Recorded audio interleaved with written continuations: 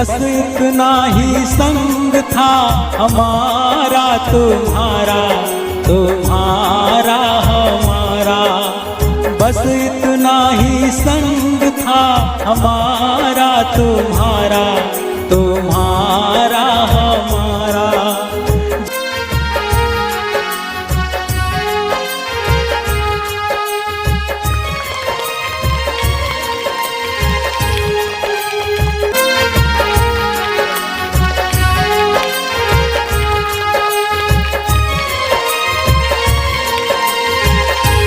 तो सर हमारे स्कूल में भी आए, बहुत कुछ है सर के अंदर ज्ञान और वो आजीवन रहेगा। लेकिन जब सर का व्यक्तित्व होगा तो क्या सभी समूह आगे चलेगा? ऐसी वीकली बात होगी, ऐसे हम पढ़ पाएंगे? या हम बढ़ाने की बात कर रहे हैं, खटीमा हम बढ़ाने की बात कर रहे हैं, यहाँ और लोग बढ़ेंगे हमारे साथ? तो ये प्रश्न जो है ये ठीक है। और रिटायरमेंट नहीं होते कभी, तो गाँव जाएंगे, खेती करेंगे, बच्चों के साथ रहेंगे। और पढ़ने वाला व्यक्ति तो कभी लिखने पढ़ने वाला व्यक्ति तो मैम वो सत्य बात है, कभी नहीं। अच्छा दूसरी बात एक और मैंने महत्वपूर्ण बात देखी, खुशी की बात, अभी आते गाड़ी में आए तो पूछा बेटिया ने कब ज्वाइन कर लिया, कहाँ है? बंदरों का सीधे किताब भेजी हमारे बच्चों के लिए भी कि आप जंगल में हैं, ये वाली किताब आप बेटी को भेजें। आज मैंने सवेरे फ़ोन आया था, मैंने कहा बेटी वो उनका रिटायर, तो बोले पापा रिटायरमेंट नहीं होता, रिटायरमेंट जब होता है जब आदमी कभी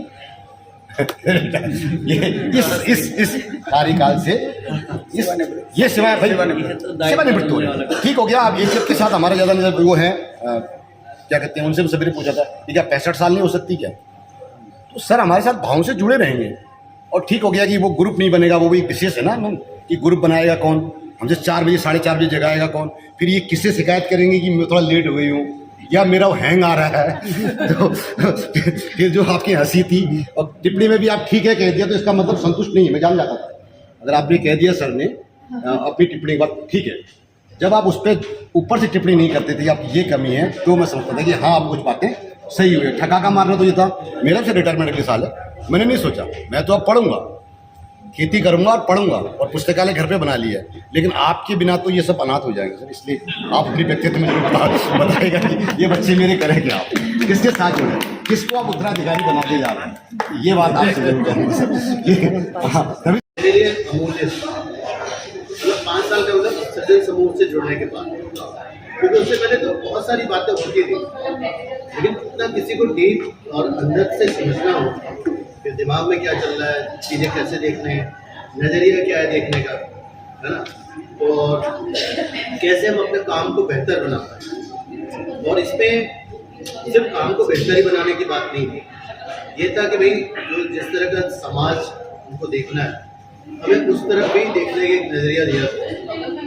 तो मैं पूरे उसमें नहीं जा रहा हूँ, लेकिन मेरे दिमाग में बहुत सारे सवाल हैं। जब बातचीत होगी सर के साथ तो उसको रखूँगा।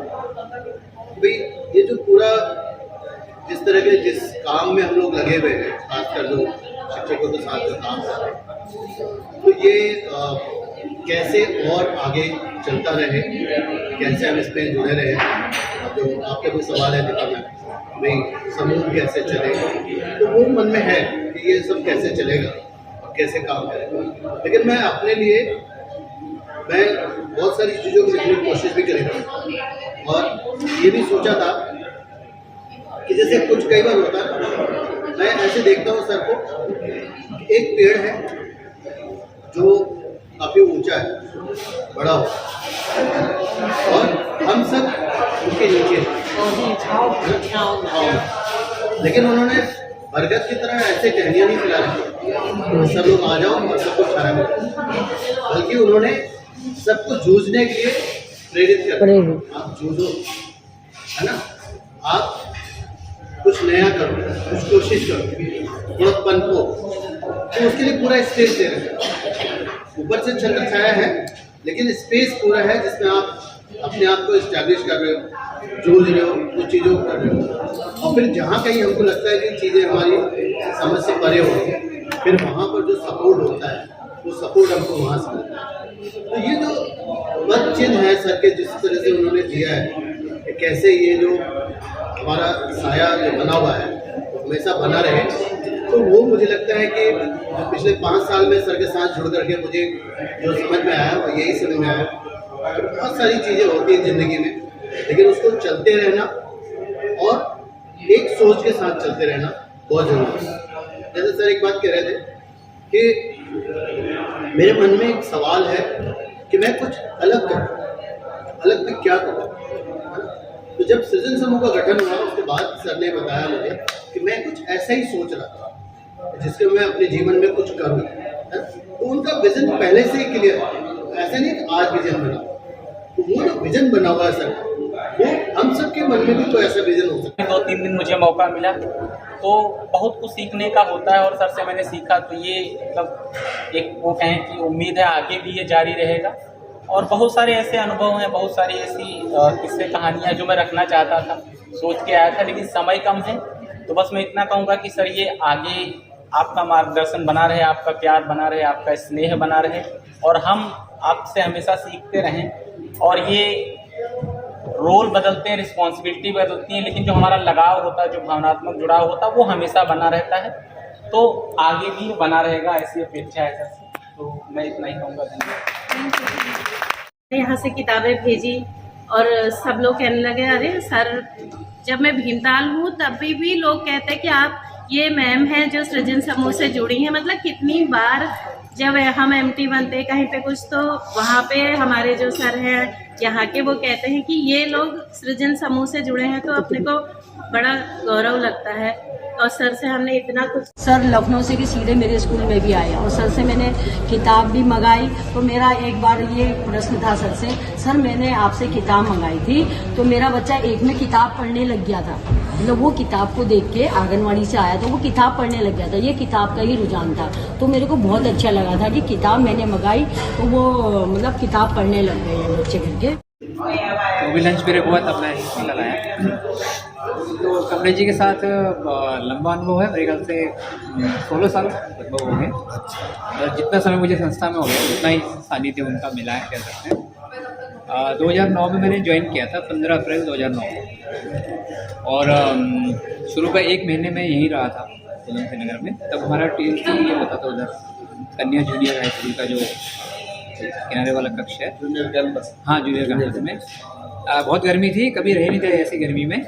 तो मुझे ध्यान है कि हमारे 3-4 साथी उसमें ज़्यादा टीम नहीं थी यहाँ पर। तो शुरू में कैसे काम करना होता है फील्ड में, बहुत अच्छी चीज़ आपका वो जो शुरुआती 1 महीना रहा काफ़ी इम्पोर्टेंट है।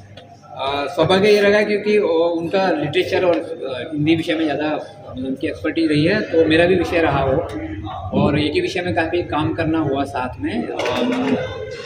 मतलब अगर देखें तो 2011 से लेकर और 15 तक 3-4 साल काफ़ी विषयों में हमने काम, मतलब एक ही विषय में काम किया काफ़ी। जयपुर, उदयपुर, बेंगलोर और उत्तराखंड में तो सभी जगह। तो जो इंटरनल बैठकें वर्कशॉप से लेकर बाहर भी आप सबके साथ भी, तो अच्छा सानिध्य रहा बीच बीच में। मैंने कई बार टीचिंग पहले की थी, लेकिन बाहर फील्ड में कैसे काम करना था उसका बहुत ज़्यादा अनुभव नहीं था। तो खजान भाई हों चाहे कमलेश जी हों, जो पुराने साथी रहे हैं, ये काफ़ी होता है ना, शुरू में जब आप कहीं शुरुआत करते हैं तो आपको थोड़ा मार्गदर्शन चाहिए होता है। चाहे आप स्कूल में पढ़ा रहे हों तो डिपेंड करता है कि आपके हेड टीचर आपके साथ कैसे हैं। सेम ये कि कहीं आप नए रोल में होते हैं तो आपके सीनियर साथी कैसे हैं उसका बहुत फर्क पड़ता है। और एक तो होता है कि वो आपको एक्सपर्ट बना रहे होते हैं, लेकिन उससे बड़ी चीज़ होती है कि एक्सपर्ट तो आप कई बार पढ़ के भी बन जाते हैं। उससे बड़ी चीज़ होती है कि जो जीवन का जो जीना होता है, उनका जो व्यवहार होता है, मुझे लगता है वो काफ़ी मायने रखता है, वो छाप छोड़ता है बाकी सब पे भी। तो वो आप फ़र्क देख भी सकते हैं कि जो हमारे पुराने साथी जितने हम पे एक लेवल की छाप दिखेगी आपको पुराने साथियों की। तो ये था कि वो, और ये सौभाग्य रहा कि उसी के क्रम में आप सबसे भी जुड़ना हुआ। तो वो दिखता है, एक अलग लाइन तो नहीं कहना चाहिए, लेकिन एक फ्लेवर होता है ना, वो इंडिविजुअली दिखता है और वो 2-4 दिन में नहीं दिखता। अगर किसी एक व्यक्ति में अगर डाल दिया जाए तो वो व्यक्ति अगर हम देखें तो हमारे कम्युनिटी में सारे जो हैं वो मौजूद है। साथियों, आज का अवसर जो है भावनाओं से भरा है, क्योंकि हम अपने आदर्श सृजन समूह के सच्चे साथी को सक्रिय सेवा काल से विदाई दे रहे हैं। साथ ही हम सब जानते हैं, हमें सब मालूम है, सर हमारे साथ तो जुड़े ही रहेंगे, हमसे वो जो है वो विदाई नहीं ले रहे हैं। आदरणीय कमलेश जी और हम सभी का साथ महज कोई वर्षों का साथ नहीं है, बल्कि यह असंख्य विद्यार्थियों व शिक्षकों को दिशा देने वाली एक सृजन प्रेरक यात्रा है। इन्होंने अपने आप को किसी भी निश्चित सीमा में अपने आप को कभी नहीं बांधा। इन्होंने ग्रुप को सारी विधाओं से जोड़ा है, साथ ही नैतिकता, जीवन मूल्य व जिम्मेदारी का भी आभास हम सभी शिक्षकों को कराया है। समय समय पर ये हमें अपनी जिम्मेदारियों का बड़ा आभास कराते रहते हैं। हम बीच में भूल जाते हैं।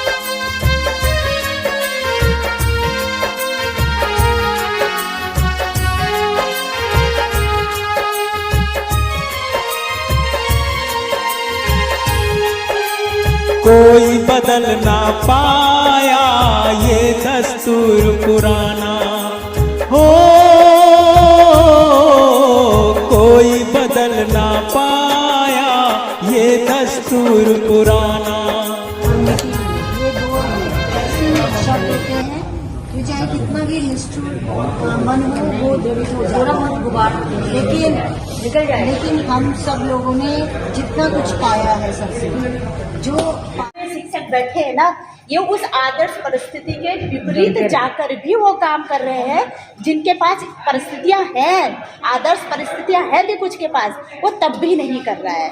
तो ये इसलिए आपको संस्था के संज्ञान में ये बात डालनी है कि कुछ ऐसे भी लोग हैं और वो कोशिश कर रहे, ये समूह कोशिश कर रहा है ऐसे शिक्षकों को जोड़ने की, उनको आगे लाने की। देखिए अभी तो बनाने की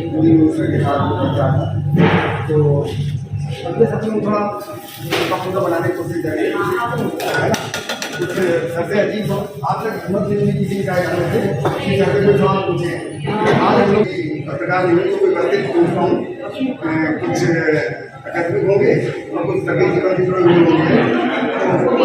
तो पता रहेगा वो ऐसा कोशिश करने की कोशिश करूँगी। सही है, तो आपको सुनाइएगा, सवाल करके तो पूछिएगा।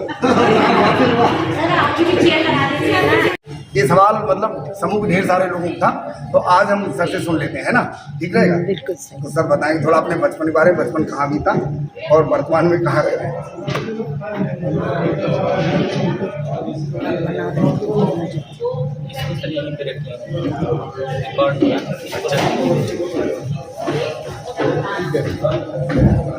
तो हमारा मूल निवास तो पहाड़ में ही है, लेकिन हमारे फादर सर्विस में थे इधर यूपी में, सीतापुर डिस्ट्रिक्ट में एक खरगांव शुगर फैक्ट्री पड़ती है, उसमें काम करते थे। वो वहीं बचपन बीता हमारा, वहीं फैक्ट्री की तरफ से स्कूल था और एक कस्बा था, तो वहीं पढ़ाई हमारी सब पूरी हुई है। वहीं हमारे आसपास हमारे साथी थे, किताब पढ़ते थे, उनके साथ में रहे, नहीं उससे बड़े लोग पढ़ते थे, उसी में पढ़ने का जो शौक़ है इसी समय से। के बाद में लखनऊ से हो गए, रिटायर हो गए। ठीक है, धन्यवाद सर। और दूसरा एक सवाल ये भी है कि आप इस अजीम प्रेमजी फाउंडेशन में आने से पहले कहाँ काम करते थे और ये लिखने की यात्रा कैसे शुरू हुई? 1997 का 1997 का संदर्भ में हमने एक लेख पढ़ा सर का, यानी 1997 से सर लिख रहे हैं।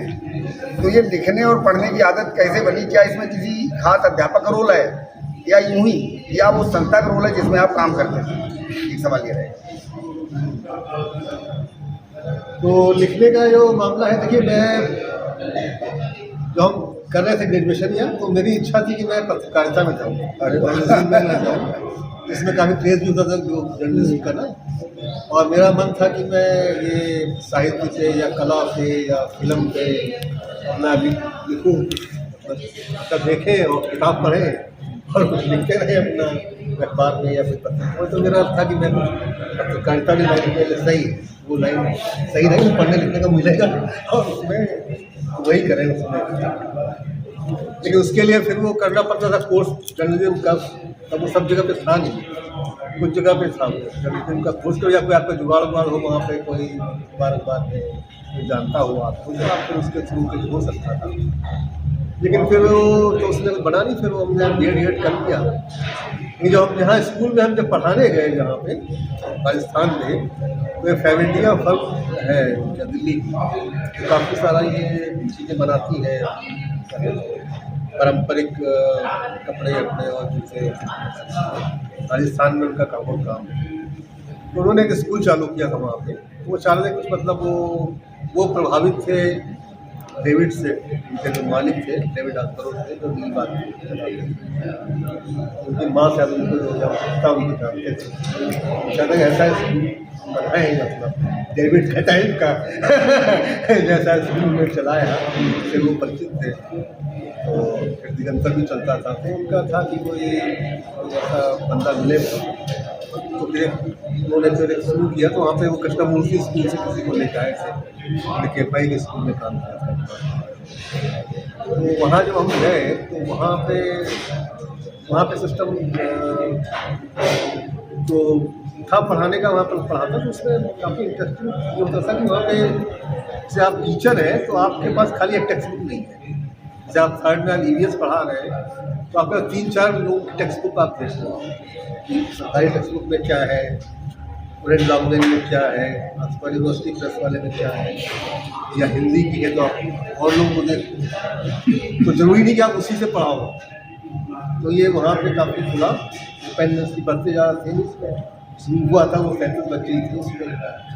तो आप तमाम तरह की किताबें, तमाम तरह की देखिए, एकलव्य भी देखिए, और अपने हिसाब से जो आपको तय करता हो, जो कहानी जो पाठ बनाना है तो पढ़ाओ। दूसरी बात ये थी 5 दिन चलता था स्कूल। सैटरडे के दिन टीचर की मीटिंग होती थी, तो उसमें उनको बैठ के अपना प्लानिंग करनी होती थी, आगे आपको क्या करना है। और इससे पहले एक सत्र होता था कि जहाँ पे वो किसी किताब की चर्चा करते हैं, गिजू भाई का जुआ सब है, या बच्चे की भाषा अध्यापक है, या तो चांद है। तो इस तरह की किताबों को पढ़ना लंच के 1-2 घंटे में 10 से 12 या उस किताब पे चर्चा करनी है, उसके चैप्टर का या कुछ। तो ये वहाँ पे तो हमने सब पढ़ना शुरू किया। उसमें सोसाइटी की पढ़ना, तब चकमक की आना शुरू हो गई थी और ये संग्रह की आना शुरू हो गई थी। तो ये वहाँ पे था कृष्णमूर्ति के विचार ये वहाँ पे शुरू हो गई। तो मुझे लगा कि यार स्कूल कोई बहुत नीरस जगह नहीं है, मुझे लगा सर पढ़ाना बड़ा नीरस काम है यार, ये रोज स्कूल में जाओ अब, क्योंकि बच्चों के साथ से आपको बलियाज करनी पड़ती है, लगे रहो उसमें। तो बहुत टाइम इसमें बहुत काम है, बहुत टाइम लगाना पड़ता है, बहुत मेहनत वाला काम उतना मतलब कौन करेगा इसमें मतलब। लेकिन लगा कि इसमें, लेकिन है तो इंटरेस्टिंग, इसमें आपको लिख कर सकते हो इसमें कि आप इस तरह का स्कूल चलता है जहाँ आपको ये सब करने का मौका है कि आप अपने मन से कुछ करो, जो पढ़ाना पढ़ाओ, बच्चों को समझो, इज्जत दो उनको, करो, मतलब सब बताया जाता था। और फिर उसी से फिर हम क्लब भी गए, उनका जो गर्मी में छुट्टियाँ हुई हम लोगों की वहाँ पे, तो हमने क्लब में पोस्ट कार्ड डाला कि उनका चलता था साइंस नीचे का प्रोग्राम क्लब, तो उसमें बहुत सारे लोग आते थे, वो साइंस की ट्रेनिंग करते थे गर्मियों की छुट्टियों में, जून में, और उनका कोर्स चलता था 6, 7, 8 में साइंस पढ़ाने का। तो उस प्रोग्राम को देखने के लिए देश भर में उनका इंटरेस्ट था शिक्षा में या पढ़ाने में। कोई केरल में, हाँ, सिंगाबाद विज्ञान कार्यक्रम सिंगाबाद साइंस, मैंने किताब बनाई थी बाल वैज्ञानिक करके, ऐसे विज्ञान के बहुत प्रयोग मुगल पढ़ाना है, इसके उन्होंने किताबें बनाई थी। तो देखा कि वहाँ पर बहुत सारे लोग आए हैं, कोई केरल से आया हुआ है, कोई महाराष्ट्र से आया हुआ है, असम से आया हुआ है। आपको खाली किराया अपना खर्च करना है, रहने खाने का इंतजाम कर देते थे कि आप यहाँ रहिए, देखिए आरडी जी वहीं ताश ले रहे हैं, लोग रायना ले रहे हैं तो वहाँ पे प्रोफेसर डी.यू के प्रोफेसर आ रहे हैं, कोई IIT से आ रहा है। तो हमने कहा ये, और फिर मैंने वहाँ देखा कि हमने कहा यार ये तो IIT में पढ़े हुए हैं, और ये JU से पढ़ा हुआ है, कोई DU से पढ़ा, यहाँ क्या कर रहे हैं, एक गाँव में क्या काम कर रहे हैं। जब संगाबाद में मतलब स्कूलों के साथ कभी काफ़ी पढ़े, RD PhD करके पहुँचे थे, फिजिक्स में दिल्ली में अजय सर गोपाल अमेरिका से पढ़ के आए थे, कहते कि उसमें अमेरिका से तमिल जाते थे। यही सब लोग क्या मतलब कुछ खासी काम कर रहे हैं।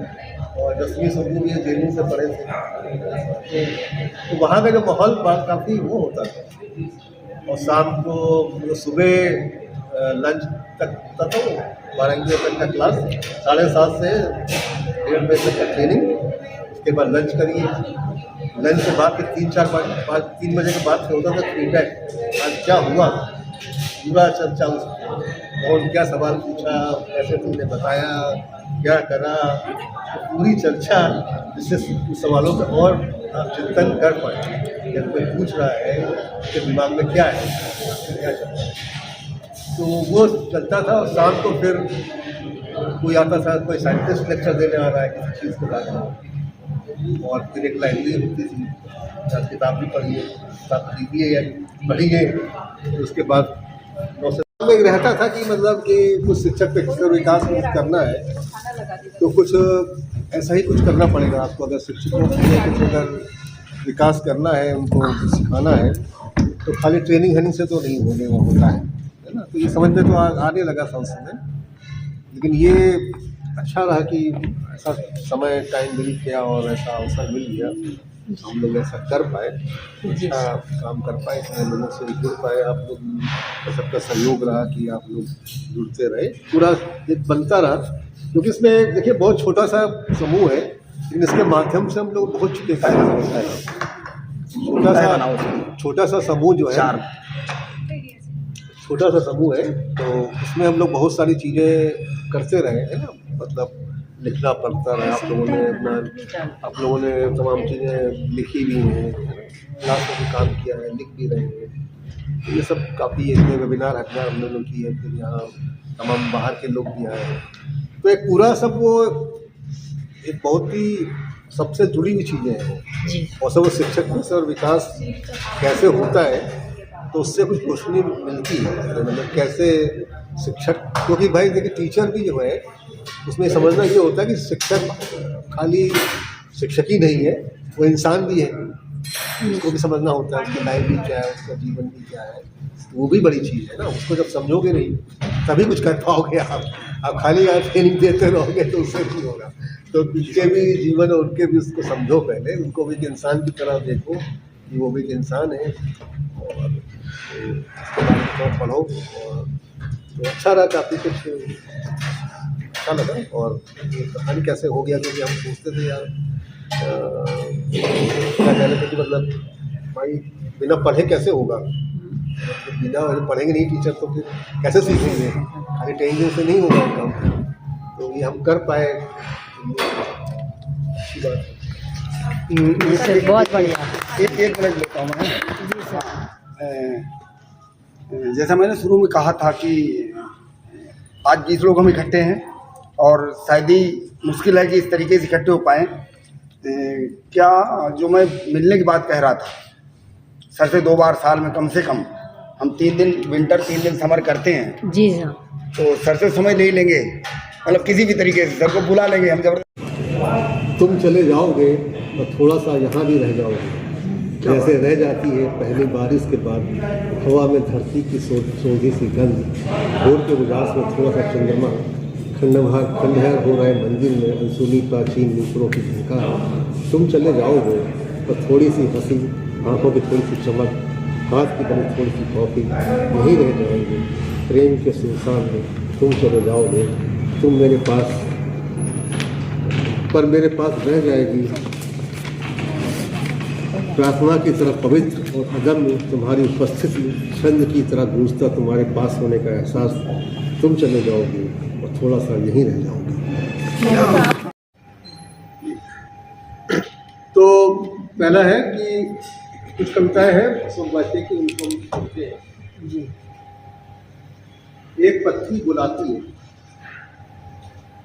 एक पत्ती बुलाती है समूचे जंगल को, उसकी वृक्ष रज हिंस पक्षियों, चहचहाते पक्षियों, अंधेरे में कुलबुलाते बीजों, उजाले में दमकते पुष्पिटों, और आकाश की ओर ताकते पल्लवों को।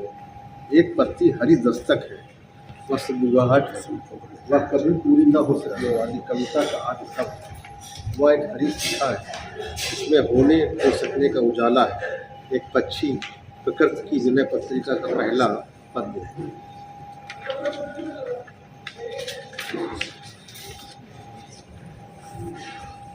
थोड़ा जोर से भले भले भले वृक्ष मुझसे कुछ न कहें, उसके नीचे बैठकर उससे बतिया सकता हूँ।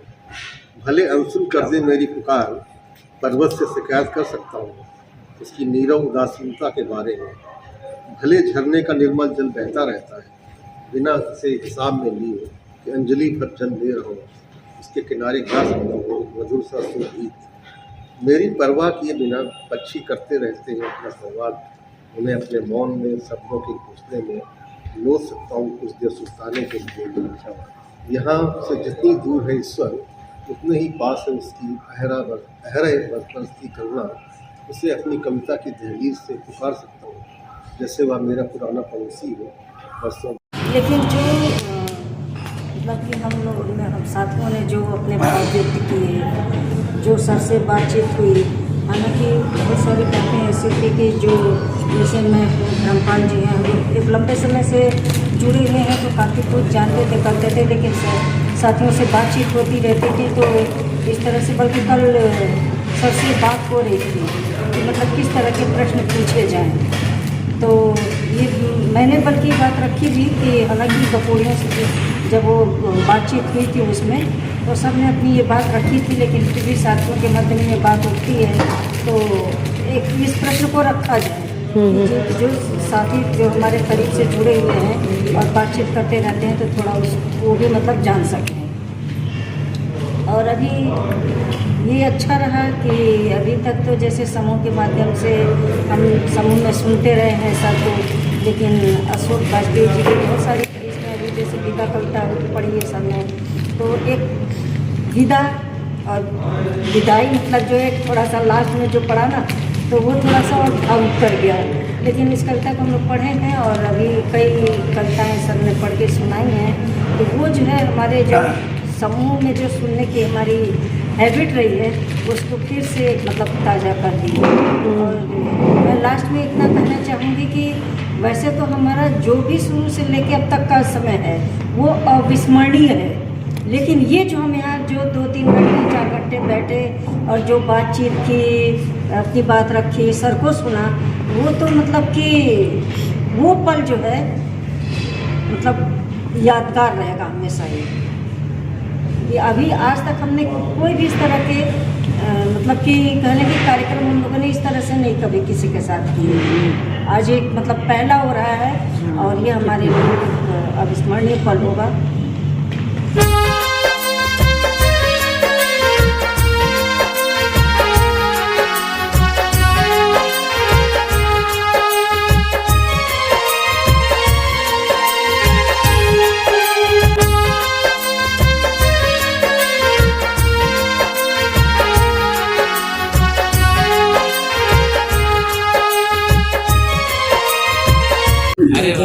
हमारी सारी मीटिंगों में भी तो रहती है साथ में सभी यहाँ ये पूरी सर्जन समूह की सबसे छोटी कैंडिडेट है।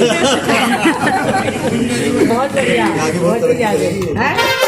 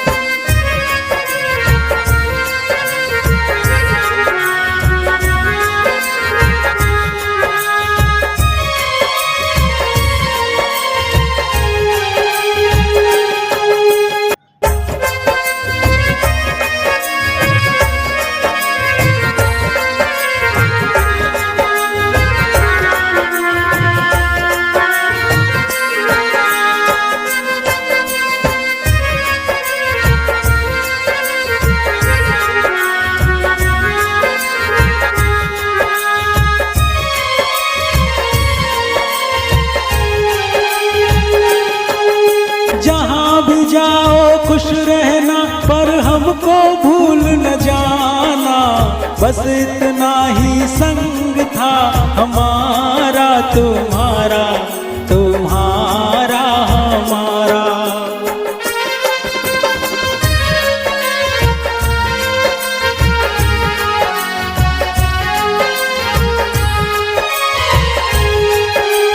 बस इतना ही संग था हमारा तुम्हारा, तुम्हारा हमारा। बस इतना ही संग था हमारा तुम्हारा,